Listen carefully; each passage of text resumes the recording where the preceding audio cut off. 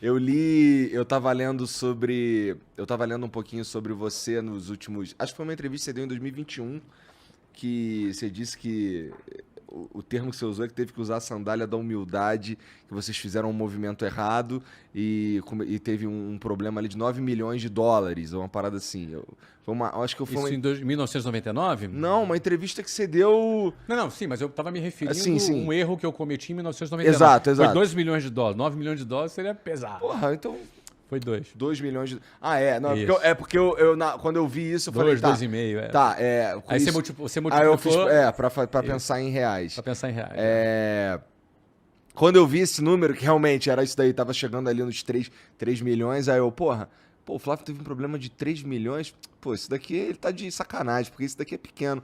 Porque o. Mas eu tinha 20 Na e poucos época. anos, meu irmão. É verdade, é Era verdade. pesado. Porque, porra, os últimos 6 meses, assim, cara. Se a gente for pensar só o que eu deixei de ganhar e o que eu perdi mais o que eu deixei de ganhar, caralho, É bastante. dá pra pensar aí em dólares? Por aí, uns 4 milhões de dólares mais ou menos que deu merda, cara. Então, mas deixa eu te contar uma E passagem. aí tudo parou, entendeu? Mas deixa eu contar uma passagem da minha vida para eu tentar ilustrar como é que eu encaro algumas perdas, né? Eu lembro que em 2008 foi o ano que nós tivemos a crise do subprime nos Estados Unidos. Aquela crise dos Estados Sim, Unidos, sim, aham. pancada. Eu estava com aproximadamente, na ocasião, 8 milhões de dólares em 2008. Só lembrando, eu tinha 36 anos, isso mesmo, 2008. Já tinha Orlando City, não? Não, 2008 eu não tinha nem vendido o WhatsApp, nada Verdade. disso. Estava morando no Brasil. Uhum. Não é? Eu tinha cerca de 8 milhões de dólares investidos na Bolsa. Numa posição super alavancada, quando eu recebi a notícia que fechou o Lehman Brothers. Não é? 8 milhões de dólares hoje seria mais ou menos 40 milhões de reais. Uhum. E num espaço de 5 horas. Aí eu esperei mais um dia para ver se voltava e caiu mais. Eu perdi 80% desse dinheiro. Esse não era todo o teu dinheiro, né?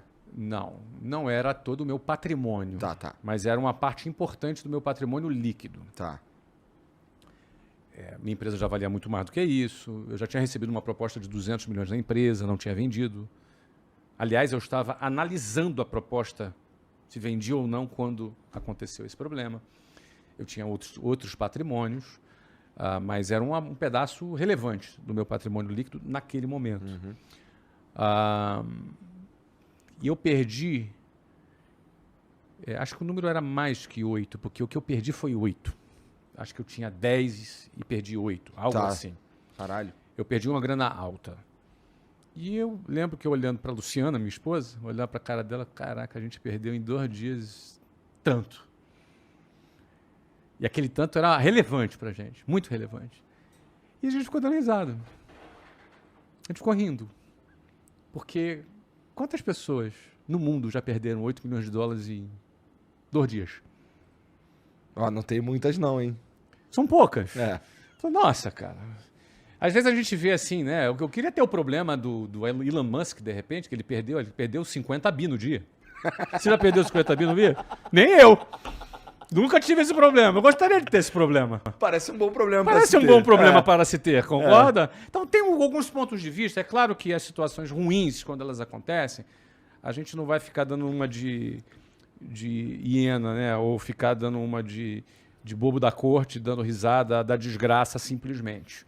Eu acho que se a gente aprendeu com ela e a gente tá vivo, cara, faz parte do jogo. O jogo da vida é esse. Faz parte do jogo. Quantas pessoas quebraram completamente durante o Covid? Quebraram Sem completamente. chance de voltar, né? Eu conheço cara que tinha centenas de milhões e perdeu tudo. Eu conheço. Porra. Eu conheço.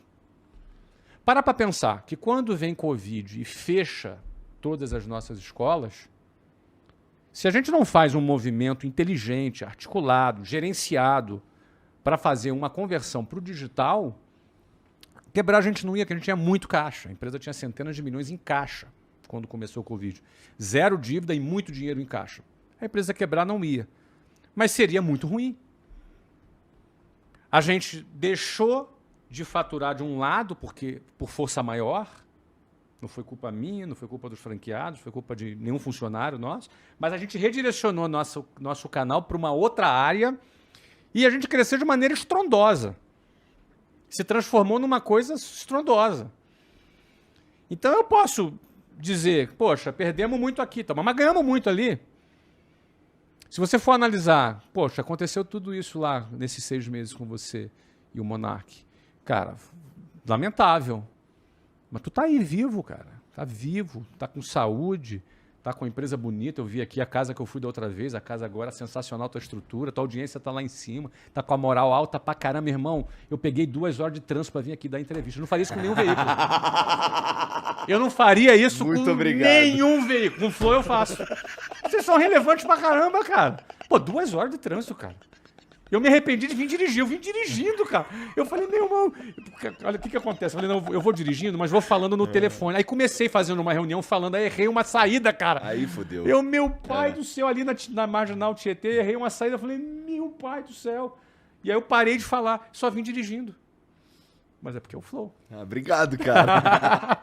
Eu gosto de acreditar que é pelos meus belos dentes. Não são pelos seus... E nem por essa cabeleira que você fez lá no meu amigo Stanley. Mas é porque você é relevante, cara. O Flow é relevante. Isso daí é uma parada que, assim, foi preciso entender isso também, sabe? Que essa relevância chegou, que era a relevância que a gente queria no começo. E ela chegou. E agora... Tem que olhar, meu irmão, do que tu pode ganhar. O que perdeu ficou no passado. Perdeu. Eu perdi coisa pra caramba também. Perdi. Agora, quantos gostariam de perder o que você perdeu? Muita gente gostaria de perder o que eu perdi. Quantos gostariam de ter este problema? Porque a gente, às vezes, acha que o nosso problema é, digamos, pô, cara, tem que...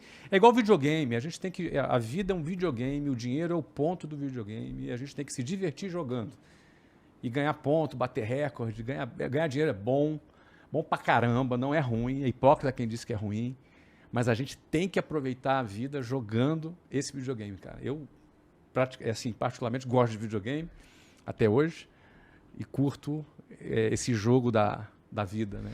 Eu concordo que ganhar dinheiro é bom, é gostoso. Até porque, na minha opinião, pelo menos pra mim, aqui a maneira como a gente opera, o dinheiro, ele viabiliza as doideiras legais que a gente quer pôr no mundo.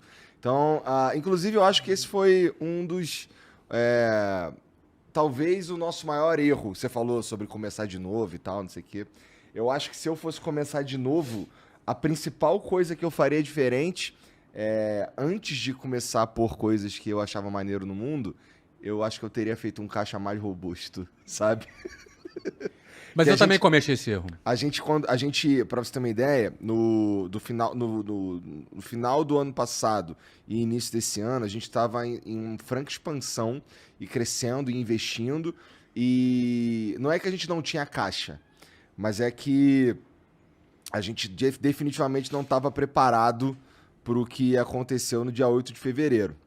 Então, a gente teve que dançar aqui uma música que a gente não sabia nem que existia, sabe? Nesse sentido, cara, eu fico muito feliz de ter perto de mim uns caras que estavam ali para vestir a camisa. E eu vou te falar, quando deu a merda toda, acho que eu já falei isso antes também, mas de qualquer maneira, tinha por volta de uns 80, 90, talvez 100 pessoas trabalhando com a gente, assim, na estrutura inteira. E, pô, aí a gente falou, cara, ó, deu merda. Por um tempo eu segurei, abaixou o meu salário e o salário dos líderes e tal, mas chegou uma hora que só não tava dando pra manter tudo. Gente, ó, vamos precisar fazer uma redução salarial aqui. A gente acabou de dar um aumento, a gente tinha dado um aumento em dezembro. Uhum. Aí, pô, vamos ter que voltar pro patamar antigo. Mas, pô, quem quiser sair, a gente vai fazer os acordos aqui legal, não sei o quê, tá tudo bem. Quem quiser sair pode ir embora. Ninguém vai ficar puto. Quem sabe no futuro aí a gente volta e tal. Pô, ninguém foi embora. Ninguém. E eu nunca tinha visto isso, cara. Uma parada uma situação como a que a gente passou aqui de dificuldade, assim, de caixa, assim, brutal. um clima, pelo menos entre nós, assim, da liderança, assim, uma muita vontade de fazer o que a gente fez e voltamos, mas nesse ponto, tinha uma incerteza ali, sabe? Não que ia acabar o flow, mas que eu talvez tivesse que desligar umas coisas que eu não queria desligar, sabe? E todos os movimentos que a gente fez foi justamente para não desligar nada, ou desligar o mínimo possível. E, cara, ficou todo mundo. Eu fiquei impressionado com essa porra, sabe? E essa galera que continuou com a gente eles. E o que eu tô falando aqui não é pra puxar o saco ou pra parecer bonitinho, não. Mas, pô, foram eles que puxaram, que me ajudaram a trazer de volta, sabe? E que coisa gostosa ter essas pessoas perto, cara. Pessoas que estão com a gente ali, independente do problema. Mas isso foi revelado durante a crise, né? Foi revelado durante a Então, crise. a crise, ela revela. Ela tem esse papel. Ela tem esse papel de revelar quem está do teu lado, quem virou as costas. Ela tem esse papel de revelar os caras com quem você pode contar. E, inclusive, revela a nós mesmos, né? Porque a crise, ela coloca em xeque quem somos nós. Porque, de repente, a gente está ali achando que é bom pra caramba. E a crise chega, cara. E ela chega. Eu tenho uma frase minha que eu falo: estabilidade não existe porque a crise chega. A crise chega. Tava todo mundo bonitinho, lindinho, maravilhoso. A gente ia fazer IPO em 2020. Veio Covid. Chegou a crise. E aí a gente teve que mostrar quem somos nós. Quem somos nós?